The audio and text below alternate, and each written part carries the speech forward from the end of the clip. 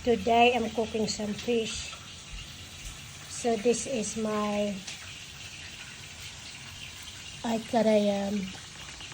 everything I got here. I got the tomato paste, that one, and then the shallot, the onion, the ginger, garlic, pineapple, and of course capsicum, red and white, red and green, bok choy, carrots,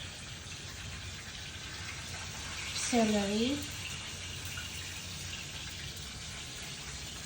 So this is the one I'm going to put on my fish.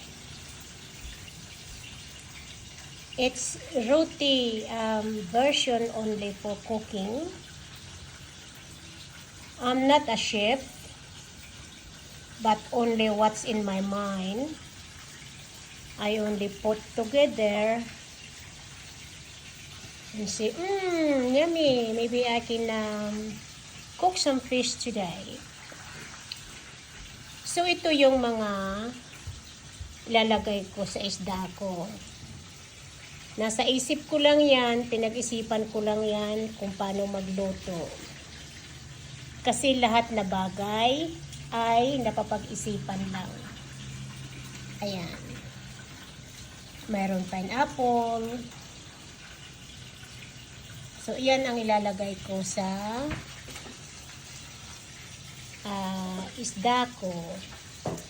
So, sana mayroon kayong natutunan, mga kaibigan ko, sa YouTube and followers. And thank you for watching. Please subscribe me in my YouTube channel.